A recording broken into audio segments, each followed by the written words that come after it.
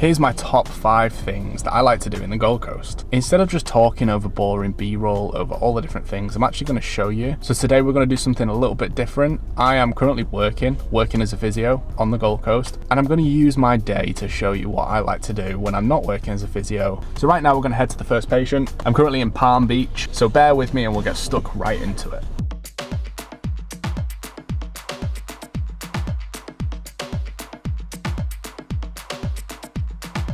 We're just at Currumbin Alley on a little break. I actually came down to see if there was any waves to surf, but there's actually not. And I want to talk about my first and probably my favourite thing to do, which isn't technically on the Gold Coast, and that's going down to Byron Bay. Byron Bay is one of them places where everything slows down, everyone's a little bit more chill, there's some really nice food spots. It's a little bit expensive, and if I was to recommend you go at any time of the year, it'd probably be winter, because winter's a lot quieter there. It is a little bit chilly, but it's a little bit less touristy.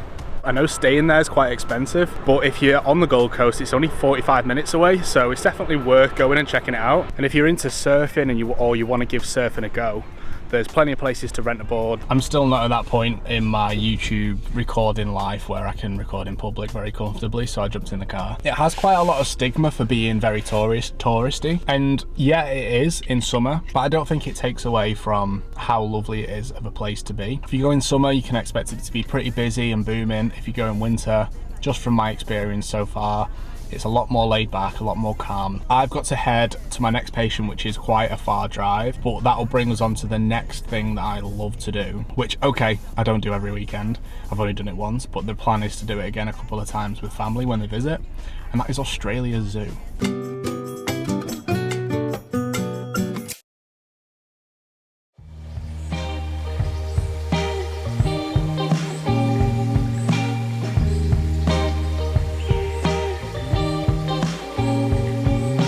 My voice is a little bit croaky, and that's because it's really early in the morning. I know I said I'd go through my day as a physio in this video, but that might change a little bit because my day as a physio is particularly busy. It's 2 days later. It's currently Thursday morning. We started this video on Tuesday morning. But that's just how life is as a physio. Sometimes things get busy. I've got another busy one today. Nice early start. I wanted to show you the sunrise, and I wanted to bring you on to the next thing that I love to do, and that is the beaches, of course. So let's go through some of my favourite beaches.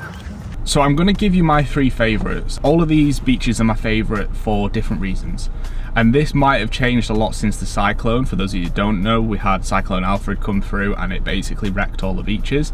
They are currently being built back up, which is really great news. And I'm going to absolutely butcher the name of this beach. I think it's pronounced Kurawa. Kurawa Beach is basically in Broadbeach, and that is my favourite beach because it's the beach that I proposed to my what was girlfriend, now fiance, and she said yes. And you can go and watch the full story about that if you go and watch this video here. And Broadbeach is a really great area to go and grab coffee or food, and there's plenty of things to do. Very often there's some pretty good beach breaks where you can get a few nice waves, so I can surf there. The park around Broadbeach as well, which is really nice. You can go on a nice walk through there. The next beach that I would recommend that you go to is Nobby's Beach.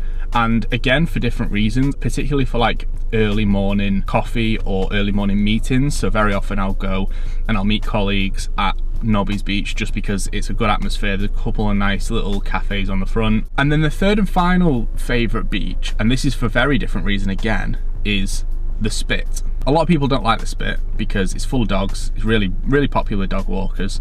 However, it is my local surf spot because it's only around 10 minutes from where we live.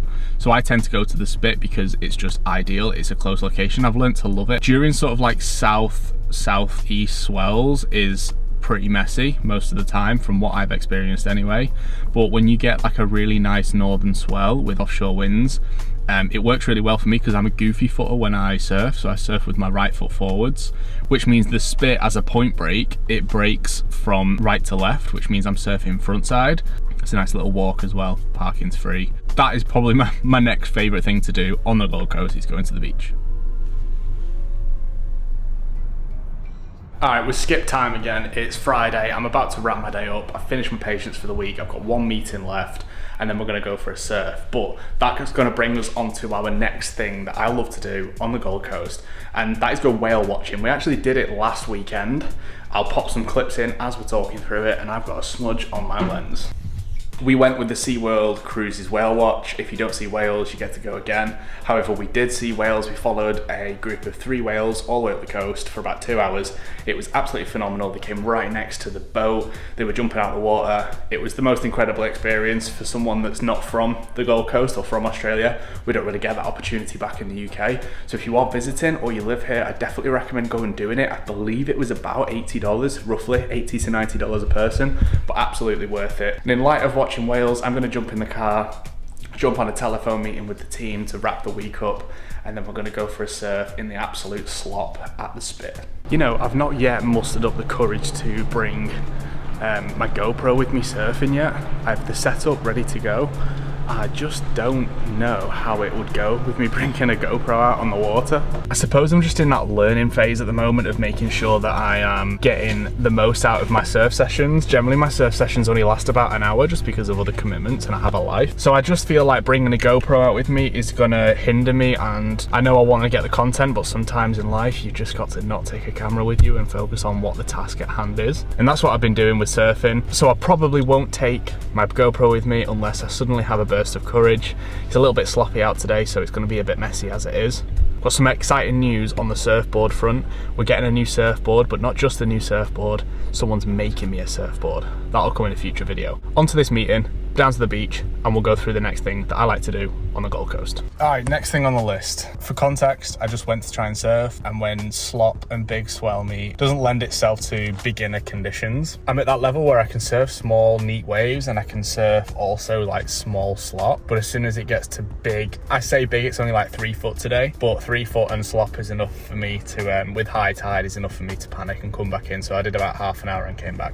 The next thing that I like to do, and again, you're probably gonna hate me because this isn't in the Gold Coast, it's actually in the sunny coast on the Gold Coast. I need to start remembering to say on the Gold Coast, not in the Gold Coast, because so many people in one of the videos like mentioned that.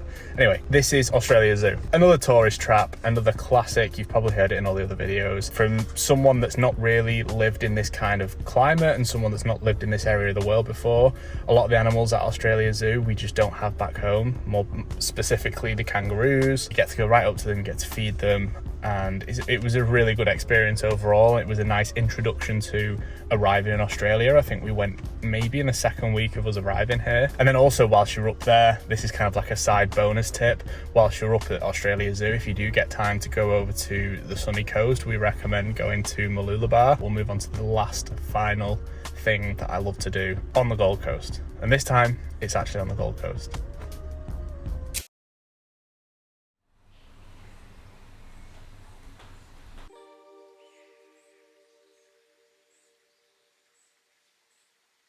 Tell me, are you really living if you've not got ogre pants?